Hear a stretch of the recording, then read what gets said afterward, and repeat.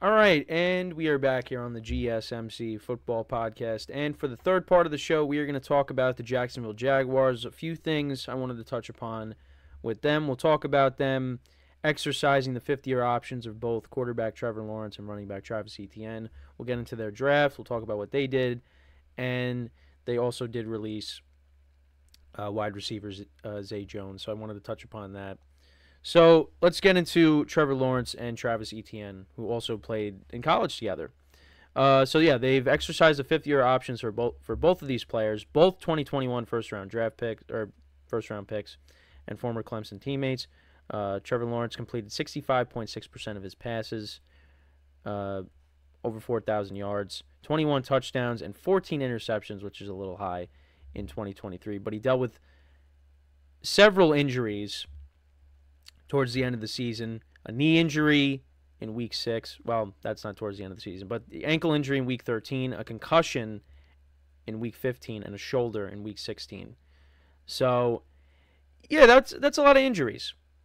And he did end up missing a game that they did win. It was against the Panthers, but, he played against the Browns, a game that he probably shouldn't have played in.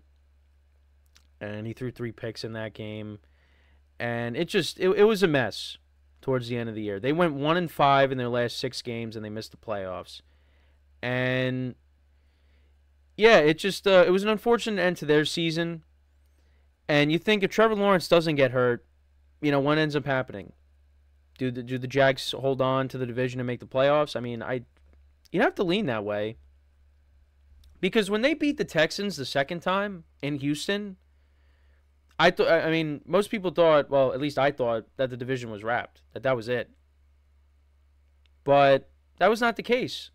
The Jaguars, they collapsed towards the end of the year, and they're looking to bounce back. And this is something interesting. Among Lawrence's 16 starts, his performance after each injury ranked as his 2nd, 5th, 7th, and 8th worst games of the season by total EPA.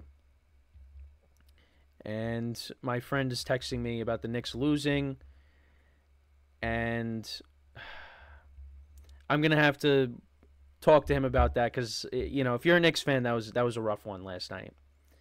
So, anyways, back to what I was talking about with the Jaguars. So now with Travis Etienne, he received a vote for Offensive Player of the Year for the first time in his career in 2023. He had a solid season.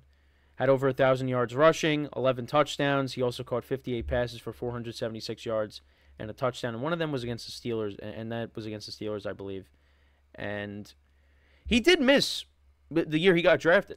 He didn't play. He had I think it was a foot injury that kept him out the whole year. So he didn't even play in 2021. But, the last 2 years, he's been solid for them. And you're hoping for another big year out of him. He's going to be an important part of that Jaguars offense. So, yeah, this is, they picked up the fifth-year options of both these guys. Trevor Lawrence, he's going to get his money at some point. You're hoping for a better season, not filled with injuries and a better touchdown to interception ratio. 14 interceptions is a little high. It's a little high. So, but I think he's the Jaguars guy moving forward. Travis Etienne, he's a running back, and the kind of offseason, the last couple of offseasons that running backs have had. Although Saquon Barkley did get paid, and you saw a lot of running backs change teams. Derrick Henry, Austin Eckler, just to name a few. And Travis Etienne, but Travis Etienne, I think the Jaguars are going to want to keep him too. So he's not going to get paid Trevor Lawrence money, but I think the Jaguars they'll work something out with him. So they're going to be big parts of this team moving forward. Now, the other thing that they did was they released wide receiver Zay Jones, and this was less than a week after drafting Brian Thomas Jr. from LSU. And the release of Zay Jones results in a savings of $4.49 million against the salary cap.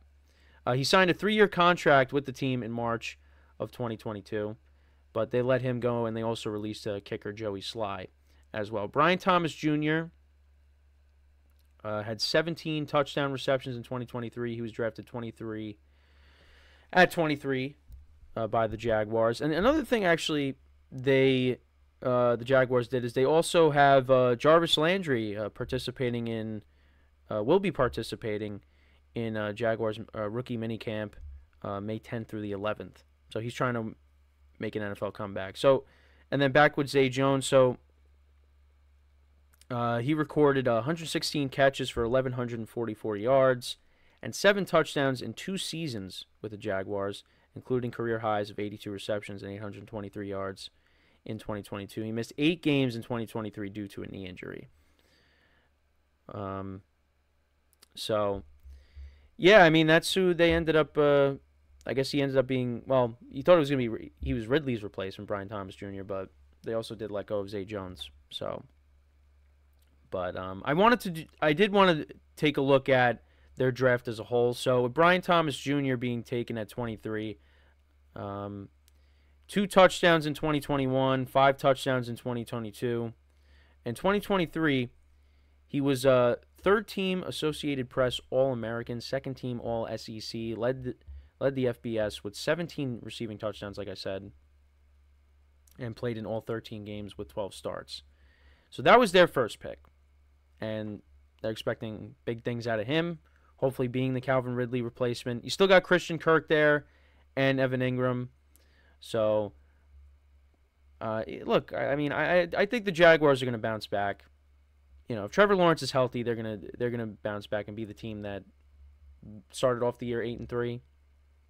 Although they were still trying to find their consistency with the offense, but I think the Jaguars will bounce back.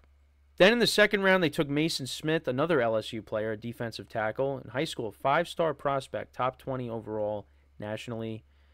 We'll look at 2023. So started 12 games in 2023, 28 tackles, 4.5 tackles for loss, and 2.5 sacks. So, again, that's someone to add to the defensive line, which includes Trayvon Walker, Eric Armstead, and Josh Allen, who got paid. So, that helps.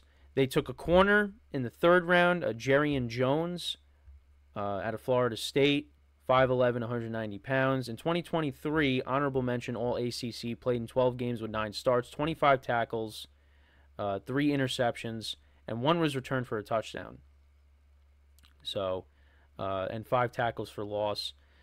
So, again, someone to add to the secondary. They took a tackle in the fourth round, Javon Foster out of Missouri. In 2023, third-team Associated Press All-American, first-team All-SEC, started all 13 games, team captain. So, again, you want to protect Trevor Lawrence, and, you can never go wrong with taking offensive lineman, like I said before, unless you don't nail the pick. So they took him. They took another defensive tackle, another one from LSU, Jordan Jefferson. In 2023, played in all 13 games with 6 starts, 36 tackles, 7 tackles for loss with 2.5 sacks. The fifth round, they took another corner from Mississippi, DeAndre Prince. Started all 13 games, 36 tackles, 5 tackles for loss with 1 sack and interception. They took a running back, Keelan Robinson from Texas. He had 1 start. Well, he played in all 13 games with 1 start, 3 rushing touchdowns on the year. And they took a kicker in the 6th round. Actually, there were some, not even just kickers, but punters got taken too. The Bears took the kicker from Iowa, which I thought was interesting. But yeah, they took the kicker from Arkansas, Cam Little. 2023 first team All-SEC kickoff specialist. So, yeah, I mean, the Jaguars had some kicking problems last year themselves. So, and yeah, I just mentioned how they got rid of Joey Slye. So, and they had McManus. Didn't they have him last year? But I guess actually, let's see where McManus is. I thought McManus was on the team last year. So he is so now he's with the Commanders. Okay. But he was with the Jaguars last year. But yeah, now he's with the Commanders. So yeah, that was in the 6th round. They took a kicker, the Jaguars. They took Miles Cole, a defensive end from Texas Tech. Honorable mention, all Big 12 conference. Started 12 games, 32 tackles, 6.5 tackles for loss with 3.5 sacks. So that's what the Jaguars did. Took some defensive guys. Brian Thomas Jr. was the big pick. Like I said, they took a tackle. So, yeah, I mean, they addressed some needs. And, we'll see how all these guys pan out. Like I've been saying, I'm not going to pretend like I'm an expert, that I know all these players. But, again, add depth on the defensive line, add some guys in the secondary. Because they did lose some guys in the secondary. Because I think Darius Williams was a guy that, was with them. And then he went back to the Rams. So, you lost him. And I think, didn't they also lose to somebody else? Oh, I think it was Rayshawn Jenkins, I believe. So he's now with the Seahawks. So they did lose him too. Safety. So that was because I kind of figured I knew he was the other player. I just wanted to double check just to make sure. But yeah, those are the Jaguars' moves. Like I said, when it comes to picking up the 50-year options of Travis Etienne and Trevor Lawrence. I mean, Trevor Lawrence, is going to get paid. Travis Etienne, again, plays running back.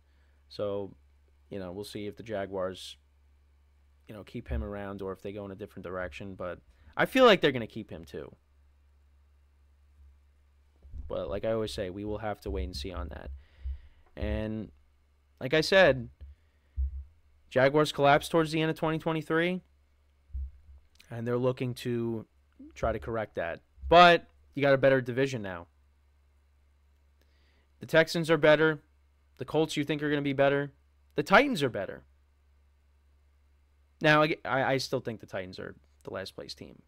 But it's a very competitive division. It's not a laughing stock anymore.